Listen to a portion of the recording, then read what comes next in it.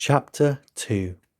He was lying on something that felt like a camp bed, except that it was higher off the ground, and that he was fixed down in some way so that he could not move. Light, that seemed stronger than usual, was falling on his face. O'Brien was standing at his side, looking down at him intently. At the other side of him stood a man in a white coat, holding a hypodermic syringe. Even after his eyes were open, he took in his surroundings only gradually. He had the impression of swimming up into this room from some quite different world, a sort of underwater world far beneath it. How long he had been down there he did not know. Since the moment when they arrested him, he had not seen darkness or daylight. Besides, his memories were not continuous. There had been times when consciousness, even the sort of consciousness that one has in sleep, had stopped dead and started again after a blank interval. But whether the intervals were of days or weeks or only seconds, there was no way of knowing. With that first blow on the elbow, the nightmare had started. Later he was to realize that all that had happened was merely a preliminary, a routine interrogation to which nearly all prisoners were subjected. There was a long range of crimes, espionage, sabotage and the like, to which everyone had to confess as a matter of course. The confession was a formality, though the torture was real. How many times he had been beaten, how long the beatings had continued, he could not remember. Always there were 5 or 6 men in black uniforms at him simultaneously. Sometimes it was fists, sometimes it was truncheons, sometimes it was steel rods, sometimes it was boots. There were times when he rolled about the floor, as shameless as an animal, writhing his body this way and that in an endless, hopeless effort to dodge the kicks, and simply inviting more and yet more kicks in his ribs, in his belly, on his elbows, on his shins, in his groin, in his testicles, on the bone at the base of his spine. There were times when it went on until the cruel, wicked, unforgivable thing seemed to him not that the guards continued to beat him, but that he could not force himself into losing consciousness. There were times when his nerves so forsook him that he began shouting for mercy even before the beating began, when the mere sight of a fist drawn back for a blow was enough to make him pour forth a confession of real and imaginary crimes. There were other times when he started out with the resolve of confessing nothing, when every word had to be forced out of him between gasps of pain, and there were times when he feebly tried to compromise, when he said to himself, "Oh, I will confess, but not yet. I must hold out till the pain becomes unbearable. 3 more kicks, 2 more kicks, yeah, and then I'll tell them what they want." Sometimes he was beaten until he could hardly stand, then flung like a sack of potatoes onto the stone floor of a cell, left to recuperate for a few hours, and then taken out and beaten again. There were also longer periods of recovery. He remembered them dimly, because they were spent chiefly in sleep or stupor. He remembered a cell with a plank bed, a sort of shelf sticking out from the wall, and a tin wash basin, and meals of hot soup and bread and sometimes coffee. He remembered a surly barber arriving to scrape his chin and crop his hair, and businesslike, unsympathetic men in white coats feeling his pulse, tapping his reflexes, turning up his eyelids, running harsh fingers over him in search of broken bones, and shooting needles into his arms to make him sleep. The beatings grew less frequent, and became mainly a threat, a horror to which he could be sent back at any moment when his answers were unsatisfactory. His questioners were not ruffians in black uniforms, but party intellectuals, little rotund men with quick movements and flashing spectacles, who worked on him in relays over periods which lasted, he thought he could not be sure, 10 or 12 hours at a stretch. These other questioners saw to it that he was in constant slight pain, but it was not chiefly pain that they relied on.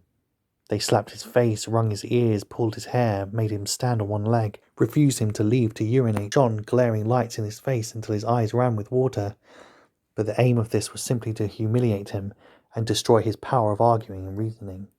Their real weapon was the merciless questioning that went on, hour after hour, tripping him up, laying traps for him, twisting everything that he said, convicting him at every step of lies of self-contradiction until he began weeping as much from shame as from nervous fatigue. Sometimes he would weep half a dozen times in a single session. Most of the time they screamed abuse at him, and threatened at every hesitation to deliver him over to the guards again. But sometimes they would suddenly change their tune, call him comrade, appeal to him in the name of Ingsoc and Big Brother, and ask him sorrowfully whether even now he had not enough loyalty to the party left to make him wish to undo the evil he had done. When his nerves were in rags after hours of questioning, even this appeal could reduce him to snivelling tears. In the end, the nagging voices broke him down more completely than the boots and fists of the guards. It became simply a mouth that uttered, a hand that signed whatever was demanded of him. His sole concern was to find out what they wanted him to confess, and then confess it quickly before the bullying started anew. He confessed the assassination of eminent party members, the distribution of seditious pamphlets, embezzlement of public funds, sale of military secrets, sabotage of every kind. He confessed that he had been a spy in the pay of the East Asian government as far back as 1968. He confessed that he was a religious believer, an admirer of capitalism, and a sexual pervert. He confessed that he had murdered his wife, although he knew, and his questioners must have known, that his wife was still alive. He confessed that for years he had been in personal touch with Goldstein and had been a member of an underground organization which had included almost every human being he had ever known. It was easier to confess everything and implicate everybody. Besides, in a sense, it was all true. It was true that he had been the enemy of the party, and in the eyes of the party there was no distinction between the thought and the deed. They were also memories of another kind. They stood out in his memory disconnectedly, like pictures with blackness all around them. He was in a cell which might have been either dark or light, because he could see nothing except a pair of eyes. Near at hand some kind of instrument was ticking slowly and regularly. The eyes grew larger and more luminous. Suddenly, he floated out of his seat, dived into the eyes, and was swallowed up. He was strapped into a chair, surrounded by dials under dazzling lights. A man in a white coat was reading the dials. There was a tramp of heavy boots outside. The door clanged open. The waxen-faced officer marched in, followed by 2 guards. "Room 101, said the officer. The man in the white coat did not turn round. He did not look at Winston either. He was looking only at the dials. He was rolling down a mighty corridor, a kilometre wide, full of glorious golden light, roaring with laughter and shouting out confessions at the top of his voice. He was confessing everything, even the things he had succeeded in holding back under the torture. He was relating the entire history of his life to an audience who knew it already. With him were the guards, the other questioners, the men in white coats, O'Brien, Julia, Mr. Charrington, all rolling down the corridor together and shouting with laughter. Some dreadful thing which had lain embedded in the future had somehow been skipped over and had not happened. Everything was all right. There was no more pain. The last detail of his life was laid bare, understood, forgiven. He was starting up from the plank bed in the half-certainty that he had heard O'Brien's voice. All through his interrogation, although he had never seen him, he had the feeling that O'Brien was at his elbow, just out of sight. It was O'Brien who was directing everything. It was he who set the guards onto Winston, who prevented them from killing him. It was he who decided when Winston should scream with pain and when he should have a respite, when he should be fed, when he should sleep, when the drug should be pumped into his arm. It was he who asked the questions and suggested the answers. He was the tormentor. He was the protector. He was the inquisitor. He was the friend. And once, Winston could not remember whether it was in drug sleep or in normal sleep, or even in a moment of wakefulness, but a voice murmured in his ear, "Don't worry, Winston. You are in my keeping. For 7 years I have watched over you. Now the turning point has come. I shall save you. I shall make you perfect." He was not sure whether it was O'Brien's voice, but it was the same voice that had said to him, "We shall meet in the place where there is no darkness," in the other dream 7 years ago. He did not remember any ending to his interrogation.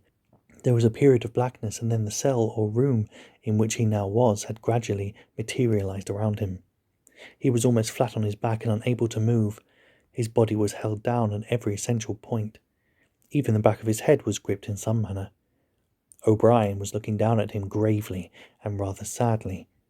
His face, seen from below, looked coarse and worn, with pouches under the eyes and tied lines from nose to chin. He was older than Winston had thought him. He was perhaps 48 or 50. Under his hand there was a dial with a lever on top, and figures running round the face. "I told you," said O'Brien, "that if we met again it would be here." "Yes," said Winston. Without any warning except a slight movement of O'Brien's hand, a wave of pain flooded his body. It was a frightening pain because he could not see what was happening, and he had the feeling that some mortal injury was being done to him. He did not know whether the thing was really happening, or whether the effect was electronically produced, but his body was being wrenched out of shape, the joints were being slowly torn apart. Although the pain had brought the sweat out on his forehead, the worst of all was the fear that his backbone was about to snap.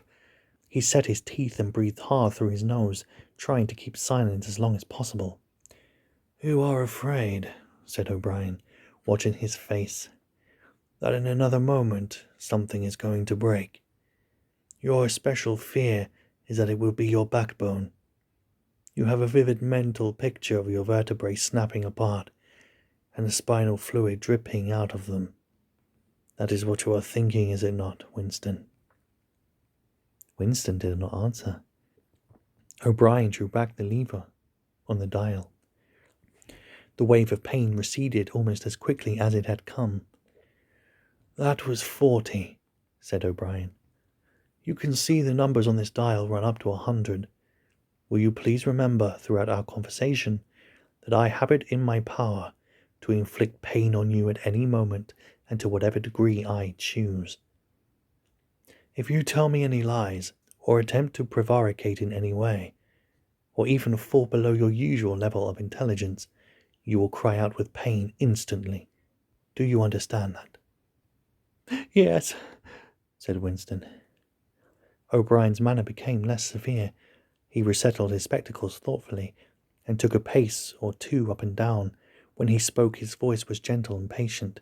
He had the air of a doctor, a teacher, even a priest, anxious to explain and persuade rather than to punish.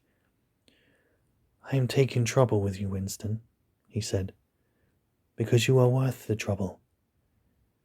You know perfectly well what is the matter with you. You have known it for years, though you have fought against the knowledge. You are mentally deranged. You suffer from a defective memory. You are unable to remember real events, and you persuade yourself that you remember other events which never happened. Fortunately, it is curable.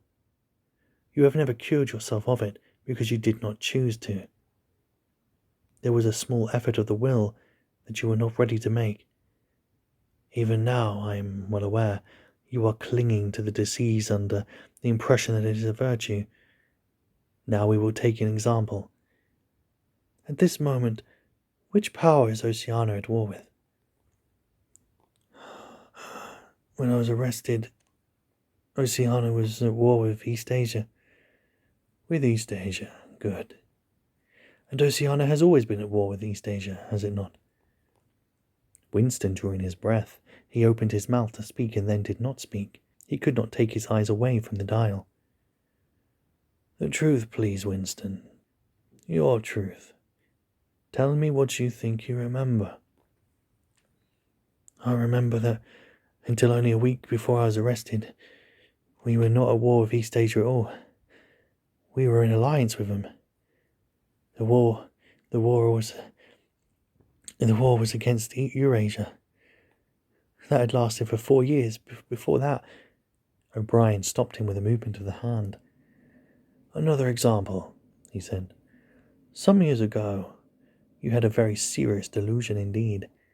You believed that 3 men, 3 one-time party members named Jones, Aronson, and Rutherford, men who were executed for treachery and sabotage after making the fullest possible confession, were not guilty of the crimes they were charged with.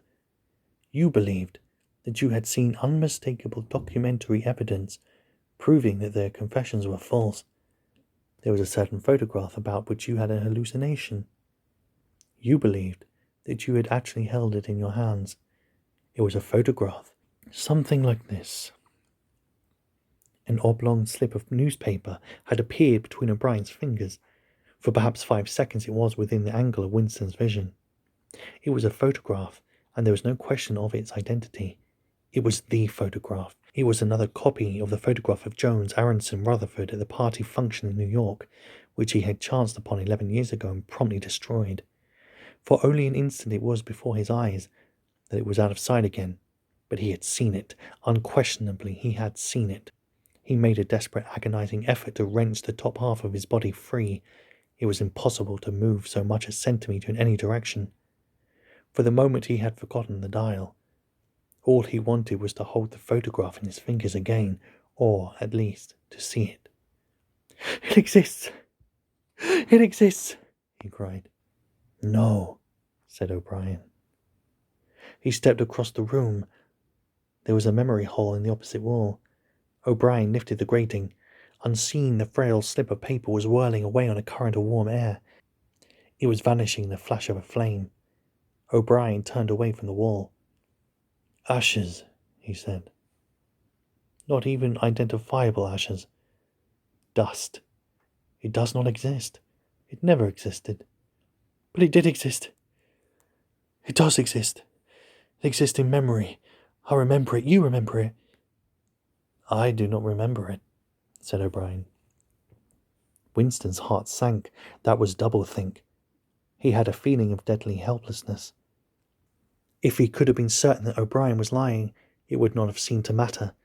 But it was perfectly possible that O'Brien had really forgotten the photograph, and if so, then already he would have forgotten his denial of remembering it, and forgotten the act of forgetting.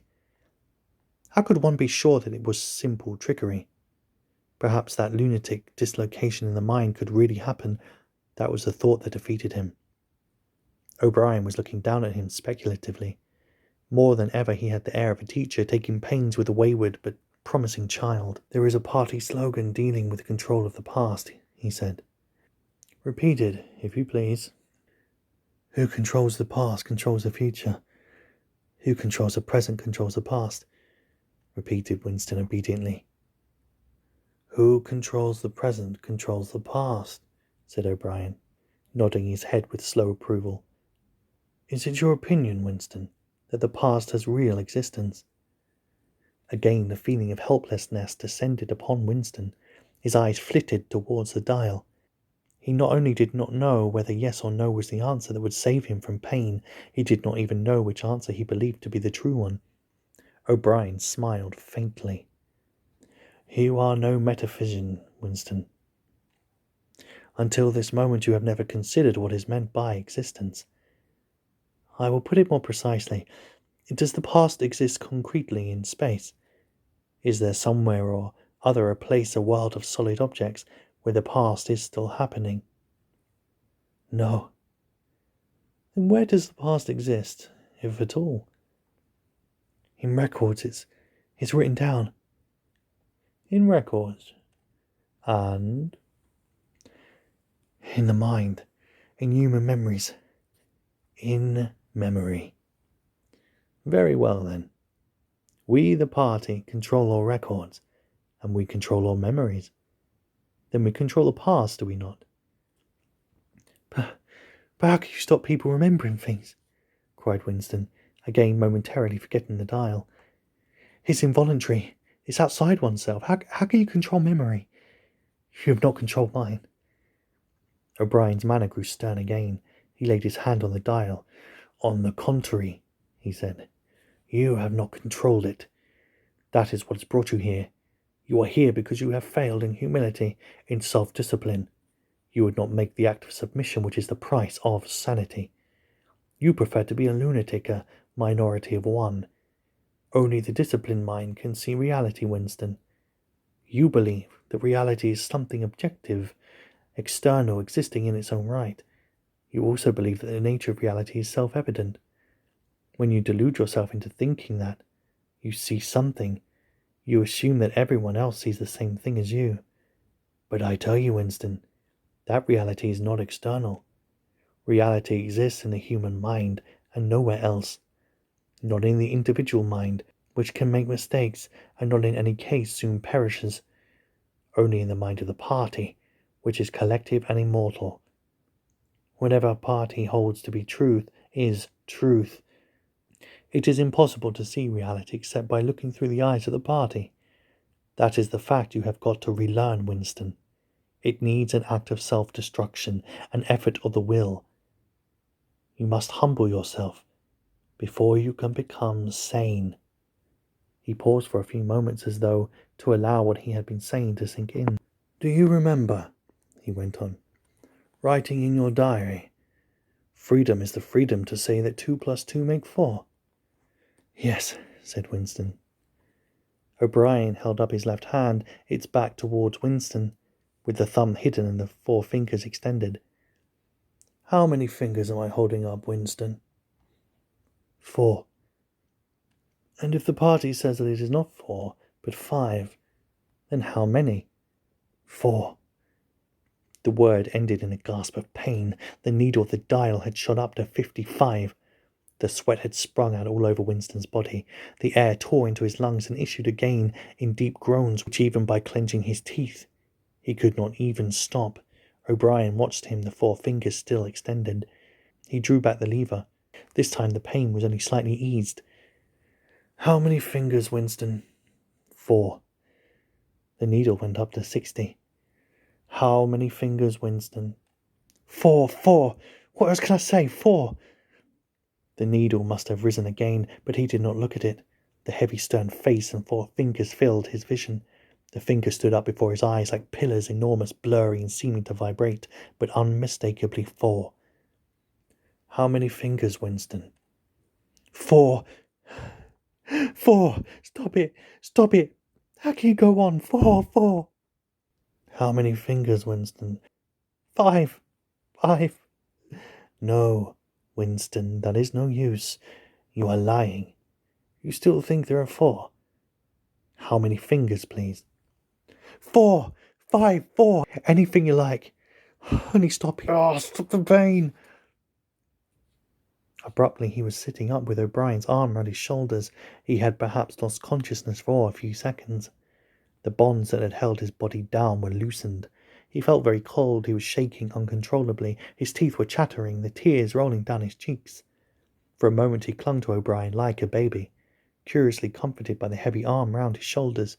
He had the feeling that O'Brien was his protector, and that the pain was something that came from outside, from another source, and that it was O'Brien who would save him from it. You are a slow learner, Winston, said O'Brien gently. How can I help it? How can I help it? He blubbered. How can I help seeing what's in front of my eyes? 2 and 2, 4. Sometimes, Winston. Sometimes they are 5. Sometimes they are 3. Sometimes they are all of them at once. You must try harder. It is not easy to become sane.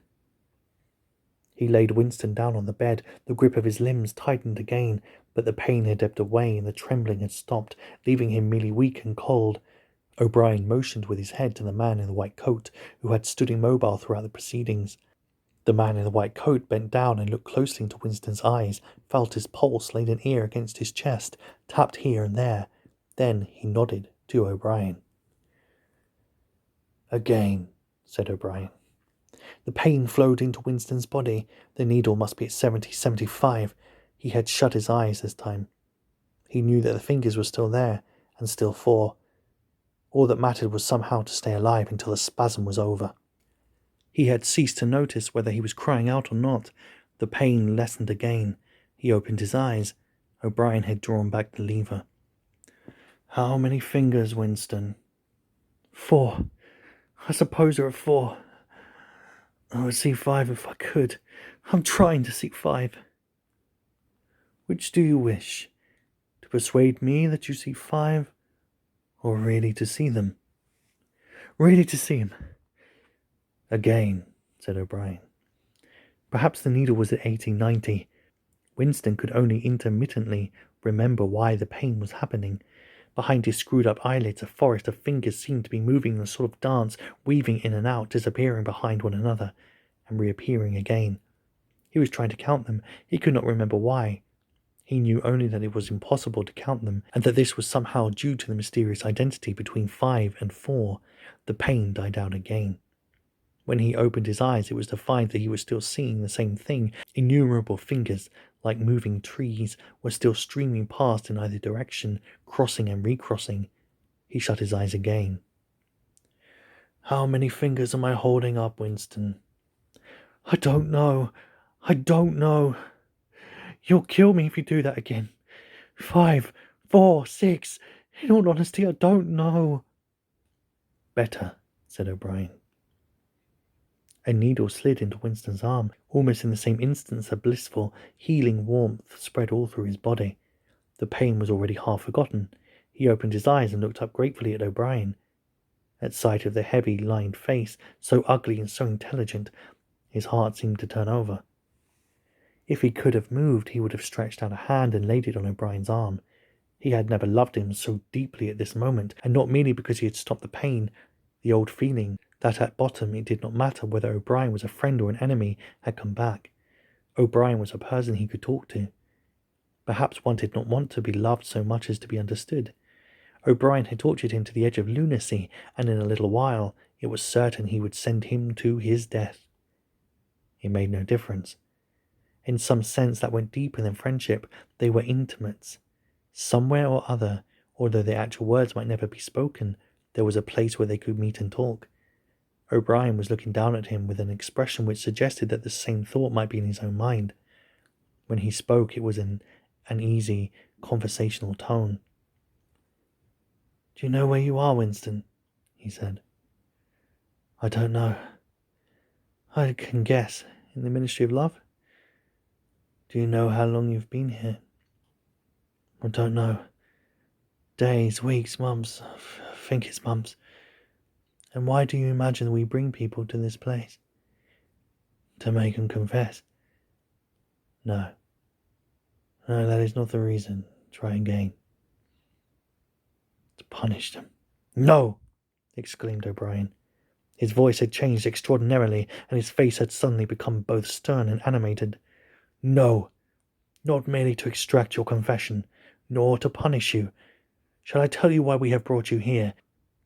To cure you. To make you sane.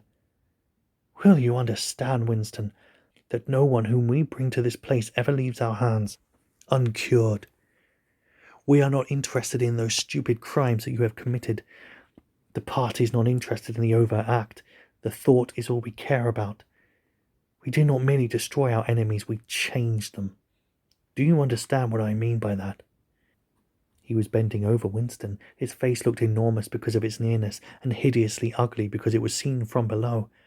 Moreover, it was filled with a sort of exultation, a lunatic intensity. Again Winston's heart shrank. If it had been possible, he would have cowered deeper into the bed.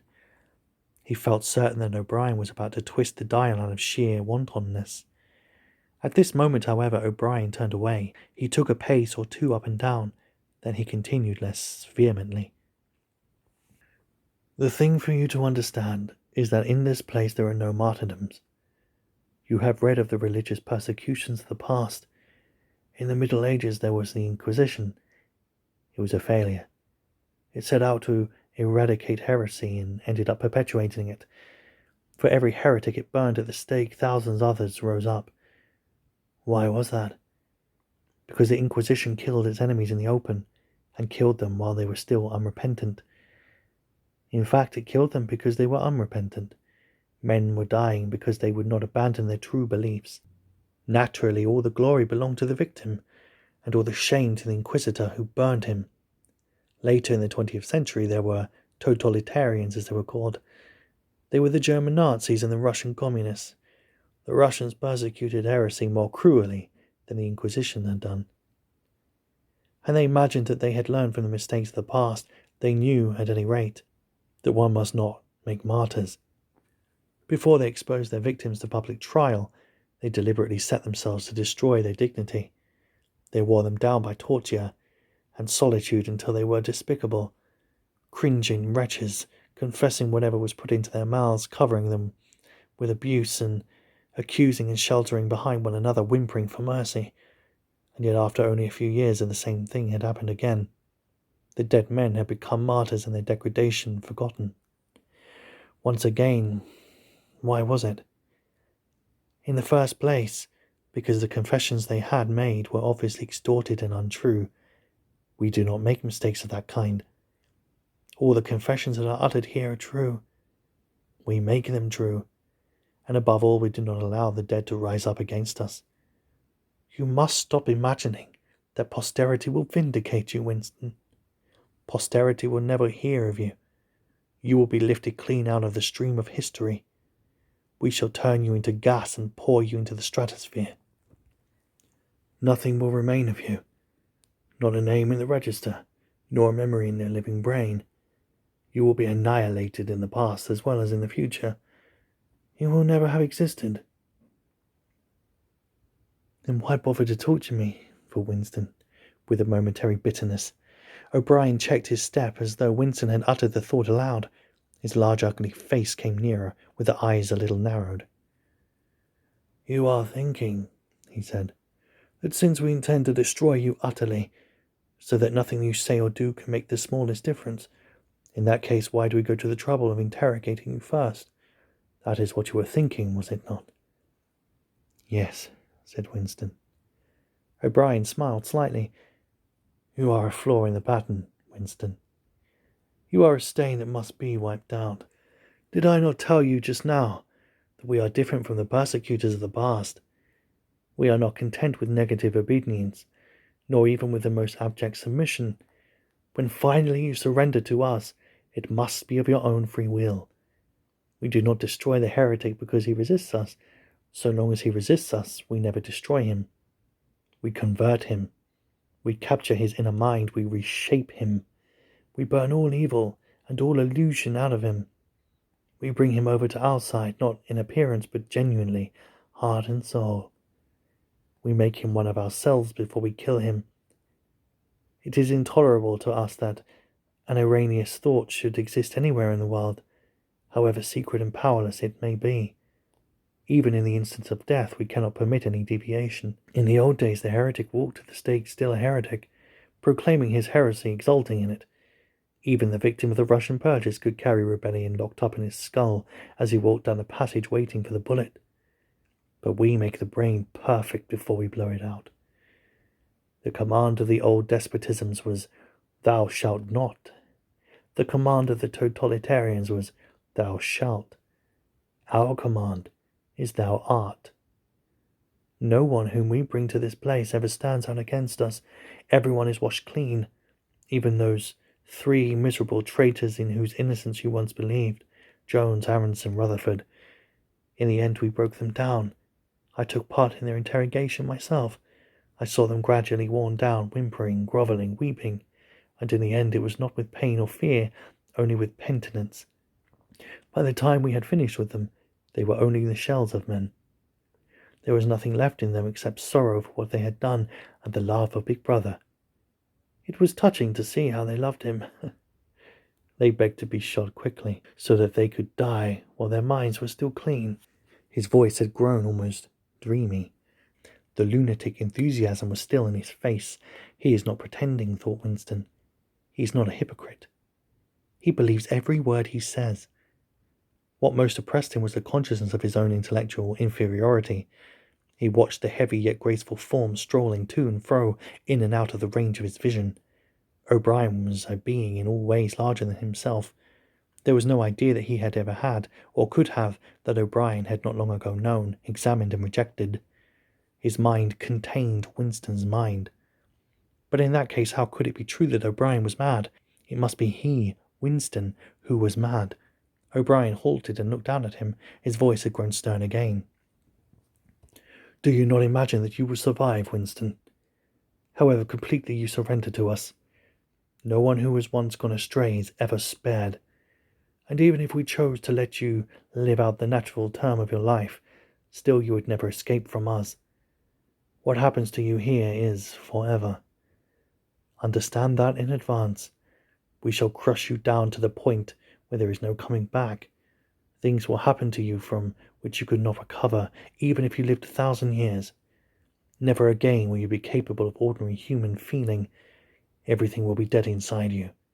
Never again will you be capable of love, of friendship, or joy, or living, or laughter, or curiosity, or courage, or integrity. You will be hollow. We shall squeeze you empty, and then we shall fill you with ourselves. He paused and signed to the man in the white coat. Winston was aware of some heavy piece of apparatus being pushed into place behind his head. O'Brien had sat down beside the bed so that his face was almost on a level with Winston's. 3,000, he said, speaking over Winston's head to the man in the white coat. Two soft pads, which felt slightly moist, clamped themselves against Winston's temples. He quailed. There was pain coming, a new kind of pain. O'Brien laid a hand reassuringly, almost kindly, on his. This time, it will not hurt, he said.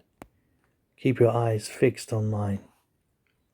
At this moment there was a devastating explosion, or what seemed like an explosion, though it was not certain whether there was any noise. There was undoubtedly a blinding flash of light. Winston was not hurt, only prostrated.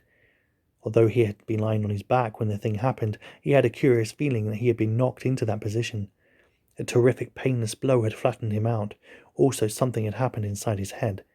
As his eyes regained their focus, he remembered who he was, and where he was, and recognized a face that was gazing into his own. But somewhere or other there was a large patch of emptiness, as though a piece had been taken out of his brain. It will not last, said O'Brien. Look me in the eyes. What country is Oceania at war with? Winston thought.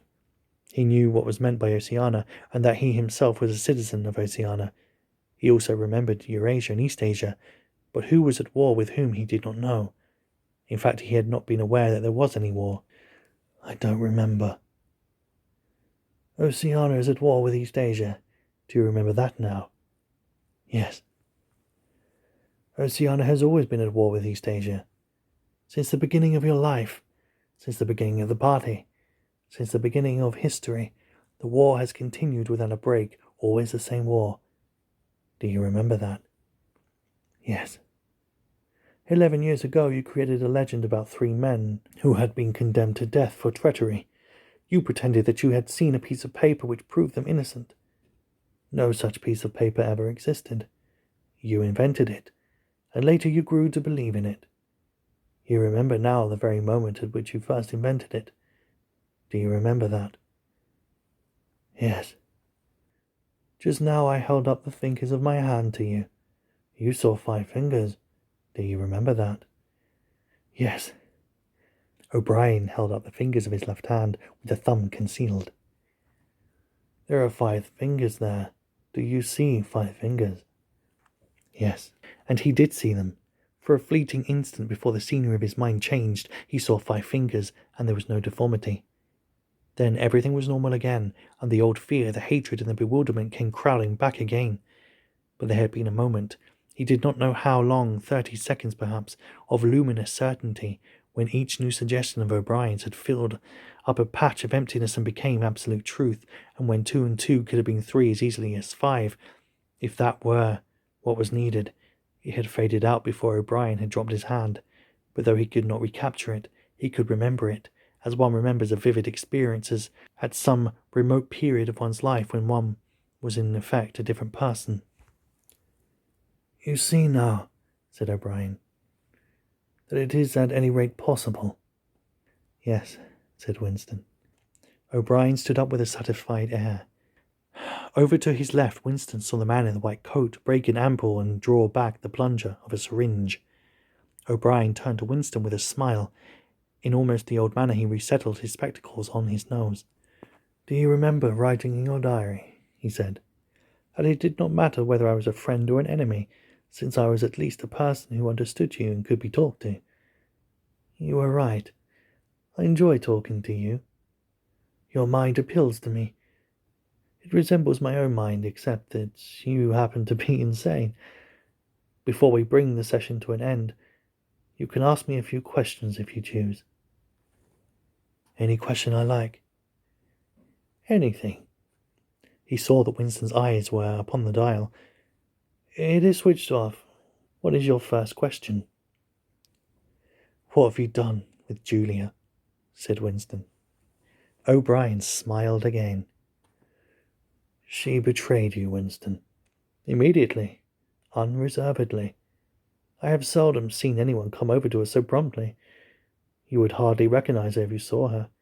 All her rebelliousness, her deceit, her folly, her dirty-mindedness, everything has been burned out of her. It was a perfect conversion, a textbook case. You tortured her. O'Brien left this unanswered. Next question, he said. Does Big Brother exist? Of course it exists. The party exists. Big Brother is the embodiment of the party. Does he exist in the same way as I exist? You do not exist, said O'Brien. Once again the sense of helplessness assailed him. He knew, or he could imagine, the arguments which proved his own non-existence, but they were nonsense. They were only a play on words. Did not the statement, "You do not exist," contain a logical absurdity? But what use was it to say so? His mind shriveled at thought of the unanswerable, mad arguments with which O'Brien would demolish him. I think I exist, he said wearily. I am conscious of my own identity. I was born and I shall die. I have arms and legs. I occupy a particular point in space. No other solid object can occupy the same point simultaneously. In that sense, does Big Brother exist? It is of no importance. He exists. Will Big Brother ever die? Of course not. How could he die? Next question. Does the Brotherhood exist? That, Winston, you will never know.